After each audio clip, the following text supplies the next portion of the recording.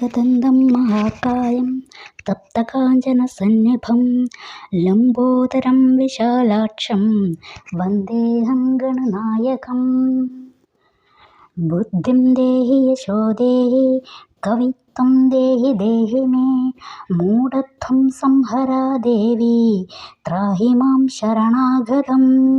ഓം നമോ ഭഗവതേ വാസുദേവായ ശ്രീകൃഷ്ണായ പരബ്രഹ്മണേ നമഃ.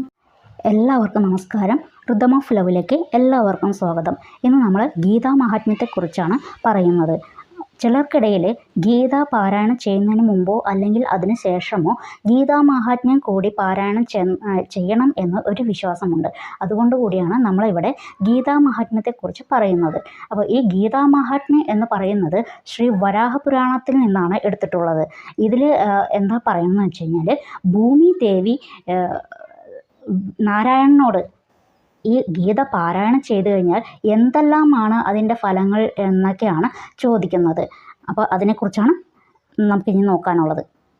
അപ്പോൾ ആദ്യത്തെ ശ്ലോകം: ധരോവാച ഭഗവൻ പരമേശാന ഭക്തിരവ്യഭിചാരിണി പ്രാരബ്ധം ഭുജ്യമാനസ്യ കഥം ഭവതി ഹേ പ്രഭോ. ധരോവാച എന്ന് പറഞ്ഞാൽ ഭൂമി ദേവി ചോദിച്ചു. ഉവാച എന്നാൽ ചോദിച്ചു അല്ലെങ്കിൽ പറഞ്ഞു എന്നൊക്കെ അർത്ഥം. എന്താണ് ഭൂമി ദേവി പറഞ്ഞത്?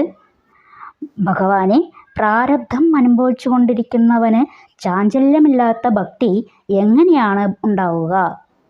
അതായത് ഒരു മനുഷ്യന് ഒരുപാട് കഷ്ടതകളൊക്കെ ഉണ്ട് എന്ന് പറഞ്ഞു കഴിഞ്ഞാൽ അയാൾക്ക് ഒന്നിലും ഒന്ന് ഉറച്ചു നിൽക്കാനായിട്ടുള്ള ഒരു മനസ്സുണ്ടാവില്ല. അത് ഭക്തിയിലായാലും എന്ത് കാര്യങ്ങളിലായാലും അവൻ്റെ മനസ്സ് എപ്പോഴും ഇങ്ങനെ വിഷമിച്ചുകൊണ്ടേയിരിക്കുമല്ലേ. അപ്പോൾ അങ്ങനെയുള്ള ഒരുവനെ എങ്ങനെയാണ് ഭക്തിയിൽ ഉറച്ചു വിശ്വസിക്കാൻ അല്ലെങ്കിൽ ഉറച്ചു നിൽക്കാനായിട്ട് കഴിയുക എന്നുള്ളതാണ് ഭൂമി ദേവി ഭഗവാൻ നാരായണനോട് ചോദിക്കുന്നത്. അപ്പോൾ ഭഗവാൻ പറഞ്ഞു: വിഷ്ണുരുവാച പ്രാരബ്ധം ഭുജ്യമാനോ ഹി ഗീതാഭ്യസ്സരതഃ സദാ സമുക്തഃ സ സുഖീ ലോകേ കർമ്മണാ നോപലിഭ്യതേ. എന്താ ഭഗവാൻ പറഞ്ഞത്?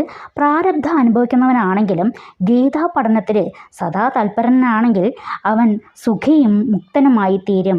കർമ്മ അവനെ ബാധിക്കുന്നതേയില്ല. മഹാപാപാദി പാപാനി ഗീതാധ്യാനം കരോതി ചേത് ക്വചിത് സ്പർശം ന കുർവന്തി നളിനീദളമംബുവത്. എന്താണ്?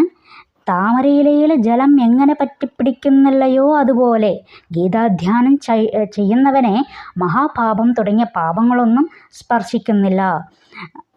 അപ്പോൾ ഒരുവൻ എന്തൊക്കെ തെറ്റുകൾ ചെയ്തു കഴിഞ്ഞാലും അല്ലെങ്കിൽ എങ്ങനെയൊക്കെ കഷ്ടതകൾ അനുഭവിച്ചു കഴിഞ്ഞാലും ഗീതയോട് ചേർന്ന് നിൽക്കുന്ന ഒരുവന് അല്ലെങ്കിൽ ഭഗവാനെ ധ്യാനിച്ചു കൊണ്ടിരിക്കുന്ന മനസ്സുള്ള ഒരുവന് ഒരിക്കലും എന്തു ചെയ്യും? അവന് പാപങ്ങളൊന്നും തന്നെ സ്പർശിക്കില്ല എന്നാണ് ഭഗവാൻ പറയുന്നത്. ഗീതായ പുസ്തകം യാത്ര യത്ര പാഠപ്രവർത്തതേ തത്ര സർവാണി തീർത്ഥാനി പ്രയാഗാദീനി തത്ര വൈ.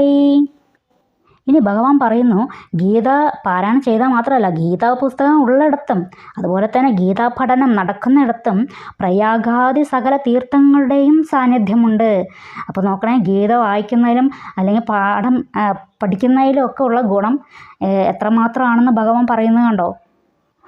സർവേ ദേവാശ്ച ഋഷയോ യോഗിന പന്നഗാശ്ച യേ ഗോപാലാ ഗോപികാ വാപി നാരദോദ്ധവ പാർഷദൈഃ സഹായോ ജായതേ ശീഘ്രം യത്ര ഗീതാ പ്രവർത്തതേ.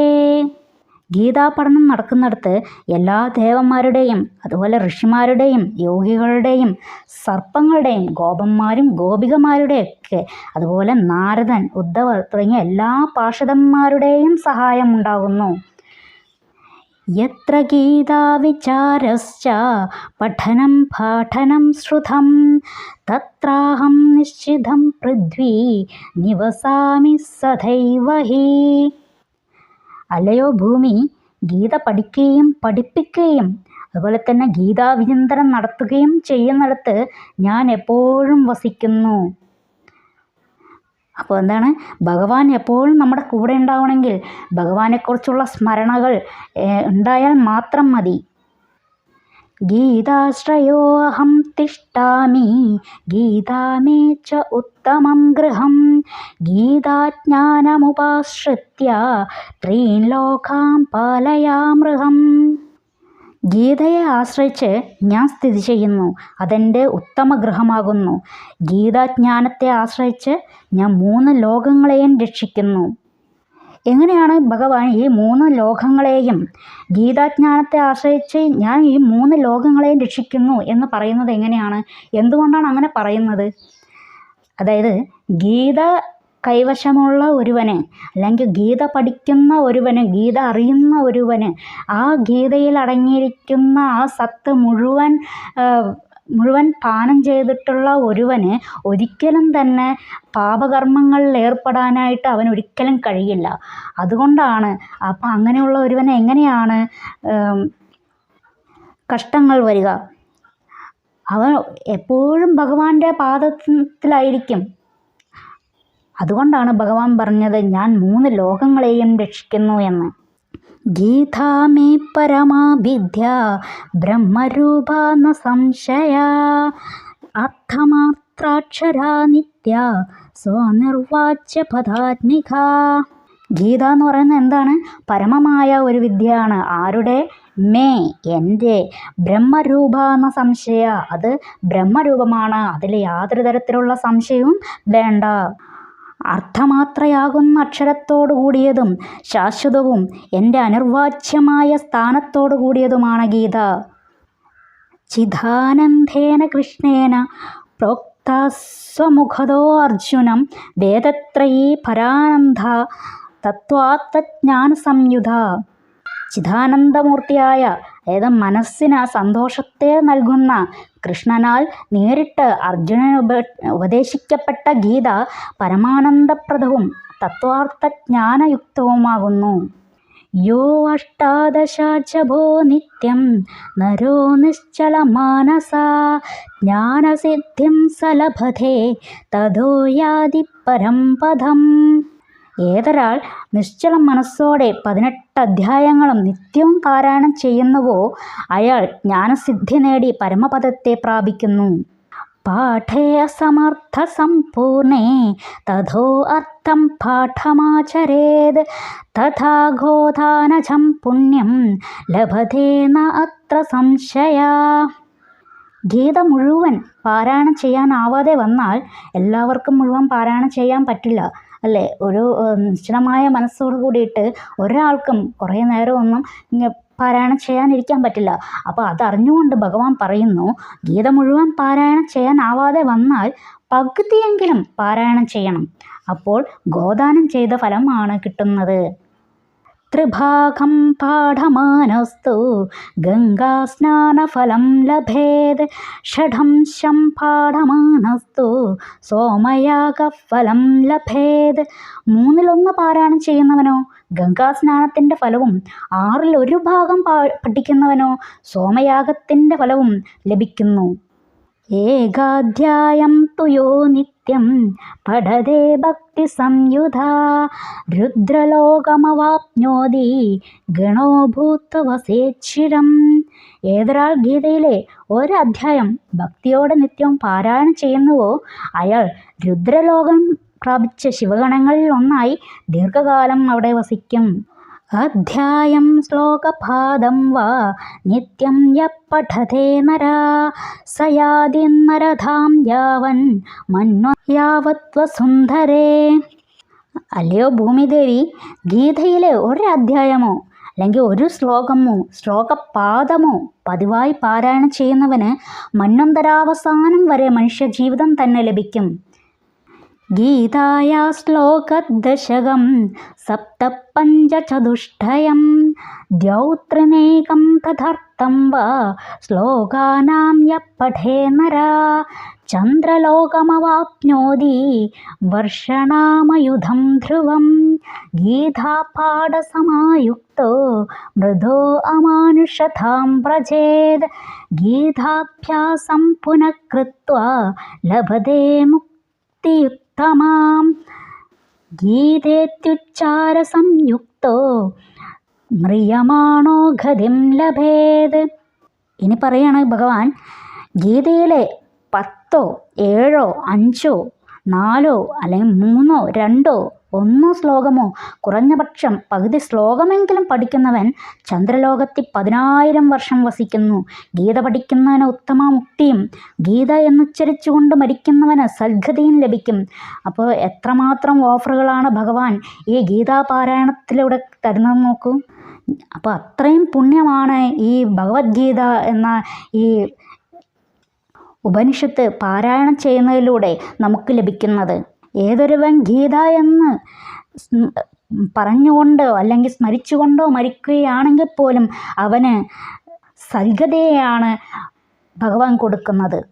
ഗീതാർത്ഥശ്രവണാസക്തോ മഹാപാവയുധോ അഭിവാ വൈകുണ്ഠം സമവാപ്നോതി വിഷ്ണുനാ സഹ മോദതേ. മഹാപാപം ചെയ്തവനായാലും ഗീതാർത്ഥ തൽപരനായാൽ വൈകുണ്ഠം പ്രാപിച്ച് വിഷ്ണുവിനോട് ചേർന്ന് ആനന്ദിക്കും. ഇനി എന്നും ഗീത വായിക്കണമെന്നൊന്നുമില്ല. അതിലൊരു താല്പര്യമുണ്ടായാൽ മാത്രം മതി. അവനെ വിഷ്ണുവിനോട് ചേർന്ന് ആനന്ദിക്കും. എങ്ങനെ? വൈകുണ്ഠം പ്രാപിച്ച് വിഷ്ണു ഭഗവാനോട് ചേർന്ന് ആനന്ദിക്കും എന്നാണ് ഭഗവാൻ പറയുന്നത്. ഗീതാർത്ഥം ധ്യായതേ നിത്യം കൃത്വാ കർമാണി ഭൂരിശ ജീവൻ മുക്തസവിജ്ഞേയോ ദേഹാന്തേ പരമം പദം. പല കർമ്മങ്ങൾ ചെയ്യുമ്പോഴും ഗീതാർത്ഥത്തെ എന്നും ധ്യാനിക്കുന്നവൻ ജീവൻ മുക്തനാണ്. അവൻ മരണശേഷം പരമപദം പ്രാപിക്കും.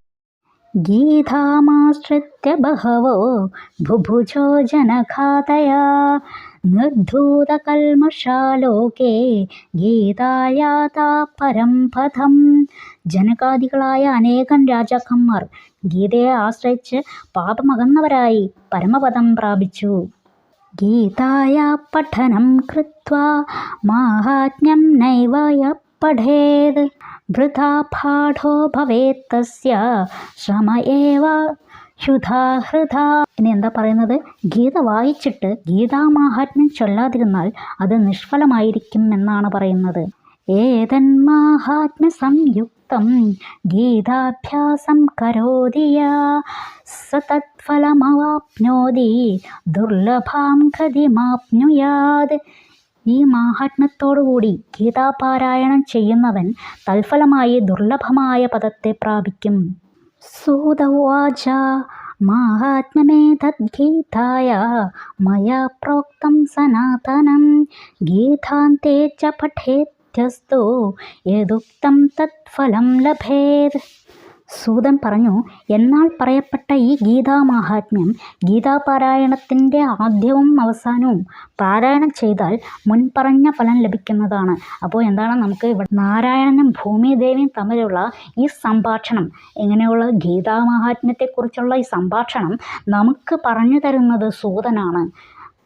അതുകൊണ്ടാണ് എന്നാൽ പറയപ്പെട്ട ഈ ഗീതാമാഹാത്മ്യം എന്ന് സൂതൻ പറയുന്നത്. അപ്പോൾ നമുക്ക് ഇവിടെ ഗീതാമാഹാത്മ്യം അവസാനിക്കുകയാണ്. ഇനി നമുക്ക് അടുത്ത ദിവസം ഗീതാധ്യാന ശ്ലോകങ്ങൾ നോക്കാം. ഈ വീഡിയോ ഇഷ്ടപ്പെട്ടാൽ നിങ്ങൾ ലൈക്ക് ചെയ്യണം, ഷെയർ ചെയ്യണം. എല്ലാവരെയും ഭഗവാൻ അനുഗ്രഹിക്കട്ടെ.